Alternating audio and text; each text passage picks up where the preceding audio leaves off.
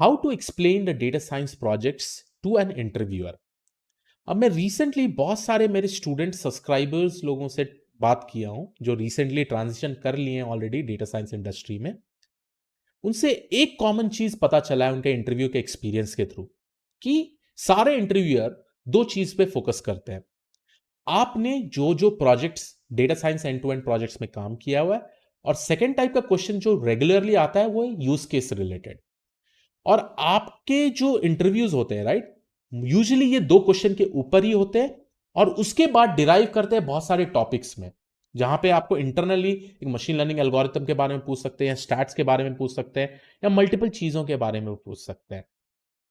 तो ये चीज बहुत ही इंपॉर्टेंट है कि अगर आप एक एफिशिएंट टेक्निक यूज करते हैं अपना डेटा साइंस प्रोजेक्ट्स को एक्सप्लेन करने के लिए, तो आपका जो इंटरव्यू क्लियरेंस का चांस है वो डेफिनेटली हाई हो सकता है।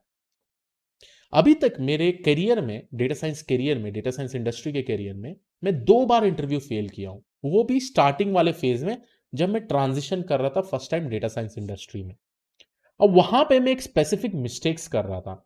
मैं ज्यादातर टेक्निकल टॉपिक्स और थ्योरेटिकल टॉपिक्स पे फोकस करता था और प्रैक्टिकल इंप्लीमेंटेशन में भी फोकस करता था, बट मैं end to end project properly explain नहीं कर पाता था। तो मेरे एक सीनियर मेंटर, उन्होंने बोला ये सब छोड़ और स्पेसिफिकली फोकस कर end to end project explain करने के लिए। तो मैं बोलता था यार मैं एंड टू एंड प्रोजेक्ट में क्या एक्सप्लेन करूं।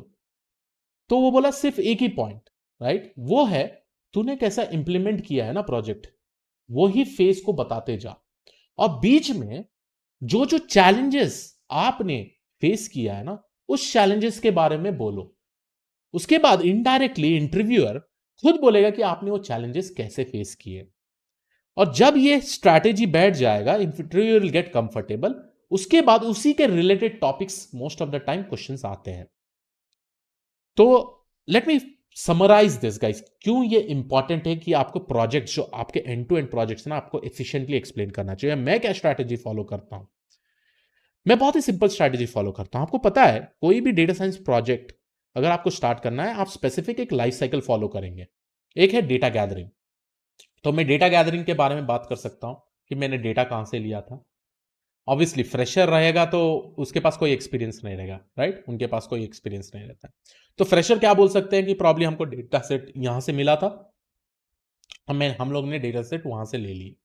उसके बाद नेक्स्ट स्टेज में आते हैं, राइट, वहां पे आता है फीचर इंजीनियरिंग, ईडीए भी कंबाइन कर सकते हैं। तो आप डेटा एनालिसिस में बताइए कि आपने क्या क्या किया, आपने क्या क्या फाइंड आउट किया और क्यों इंपॉर्टेंट है उस स्पेसिफिक यूज केसेस को।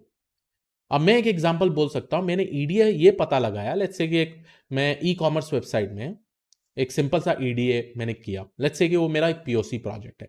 तो मैं बोलूंगा ठीक है, कौन से कस्टमर को सबसे ज्यादा कौन से प्रोडक्ट में इंटरेस्ट है, ऐसा मैंने पूरा असेंडिंग ऑर्डर में उनको दिखा दिया। ठीक है, अब इसका क्या यूज हो सकता है, इसका यूज बेसिकली स्टेक होल्डर कर सकते हैं कि कौन से प्रोडक्ट में चेंजेस लाने, कौन से प्रोडक्ट में चेंजेस नहीं लाने, राइट। तो ऐसे टाइप के ईडीए मैंने किया। ईडीए का हर एक मैंने ऑब्जर्वेशन लिखवाया और उसमें से मैं ये फाइंड आउट किया, आउटलायर्स कहां पर है, ठीक है, मिसिंग वैल्यूज कहां पर है। अब उनको हैंडल करने के लिए मैंने क्या क्या फीचर इंजीनियरिंग टेक्निक्स यूज किए हैं वो भी मैं एक्सप्लेन कर सकता हूं। जैसे अगर मेरे पास मिसिंग वैल्यूज है, मैंने मीन मीडियन मोड क्यों यूज किया, दूसरे टाइप का मिसिंग वैल्यू हैंडलिंग टेक्निक्स में उसको बारे में बताया। ऑब्वियसली वो टाइम में लेट्स से कि इंटरव्यूअर को भी नहीं पता था, तो फर्स्ट टाइम मैंने एंड लेट्स से समटाइम कभी कभी इंटरव्यूअर्स को भी वो टेक्निक नहीं पता होता है जो आपने प्रॉब्ली फॉलो किया हो। तो इंटरव्यूअर को इससे क्या होगा, आपको आपके ऊपर कॉन्फिडेंस आएगा, right, yes you are doing some amazing work, right, आप डेफिनेटली यूज केसेस सॉल्व कर सकते हैं। ये चीज हम लोगों को इंटरव्यूअर को कन्विंस करना है। उसके बाद जाते हैं हम लोग फीचर इंजीनियरिंग में। फीचर इंजीनियरिंग में मैंने इम्बैलेंस डेटा सेट कैसे हैंडल किया, कैटेगरिकल फीचर्स कैसे किया, ordinal target ordinal feature engineering कैसे किया, और मैंने कैटेगरी फीचर्स को कैसे हैंडल किया। ऐसे बहुत सारे टेक्निक्स हैं, राइट। वहां चैलेंजेस आप बोल सकते हैं, लेट्स से कि मेरे पास एक फीचर है पिन कोड, और वहां पे डिफरेंट डिफरेंट वैल्यूज है। मैं ऑलरेडी इसके बारे में वीडियो अपलोड कर चुका हूं मेरे इंग्लिश चैनल में, और कैसे आप हैंडल कर सकते हैं, ठीक है। तो ऐसे टाइप के सिनेरियोज जब आप जनरेट करते हैं और उसका आंसर दे पाते हैं, राइट, बहुत ही सुपर लगता है इंटरव्यूअर को। उसके बाद आपने मॉडल ट्रेनिंग का अप्रोच क्या स्ट्रैटेजी फॉलो किया, उसके बाद मॉडल डिप्लॉयमेंट के लिए क्या स्ट्रैटेजी फॉलो किया, क्या क्या चैलेंजेस फेस किए, टीम के बीच में क्या क्या चैलेंजेस आया उस स्पेसिफिक चीज़ों को सॉल्व करने के। अगर आप इस तरीके से एक्सप्लेन करते हैं, आप ऑब्वियसली इंटरव्यूअर को अपने बताए हुए रास्ते पे ले जा रहे हैं, इनडायरेक्टली, उनको पता भी नहीं रहता है, और उसके ही सराउंडिंग आपको स्पेसिफिकली इंटरव्यूअर क्वेश्चन पूछेंगे। ठीक है। और दूसरा स्ट्रैटेजी ये है कि आपको कोई real world use cases they देते हैं, ऑब्वियसली फिर से ये लाइफ साइकिल आप फॉलो करिए।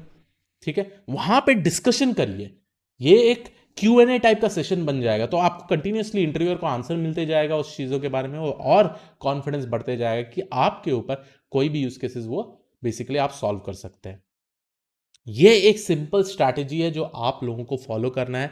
अगर आप ये स्ट्रैटेजी फॉलो करते हैं ना, ट्रस्ट में बहुत ही सिंपल होती है।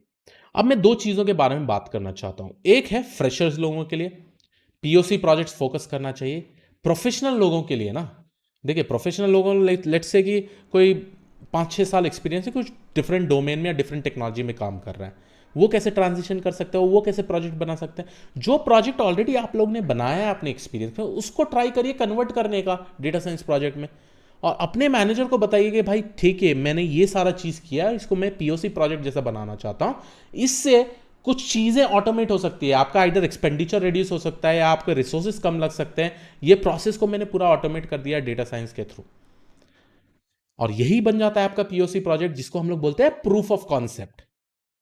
और POC प्रोजेक्ट जब बाद में मैनेजर, आपके सीनियर मैनेजर उसको अग्री करते हैं, वो at the end of the day एक फुल फ्लेज प्रोजेक्ट भी बन सकता है। ठीक है, तो ये सारा एक्सपीरियंस आपको एक इंटरव्यूअर को शेयर करना है, तभी आप बता पाएंगे कि भाई आप हमको कोई भी यूज केसेस दो, हम डेफिनेटली उसको सॉल्व कर पाएंगे। तो आई होप आप लोगों को ये स्ट्रैटेजी पसंद में आया हो। गाइज, मैंने यही स्ट्रैटेजी फॉलो किया है, अभी तक मैंने सारे इंटरव्यूज क्लियर किए हैं। आपको कंपनीज के नाम भी बोलता हूँ, सेपिएंट, हनीवेल, EY, पैनासोनिक, ये सारे कंपनीज का मैंने ईजिली क्रैक कर दिए थे इंटरव्यूज, है ना। और रेयरली कुछ और चीज़ों, कुछ और फ्लो में भी जा सकते हैं interviewer, but most of the time, more than 90% of the time वो लोग फोकस करेंगे आपके प्रोजेक्ट्स में। तो आई होप आप लोगों को ये वीडियो पसंद आया हो। Please make sure that you subscribe the channel. I will see you all in the next video. Have a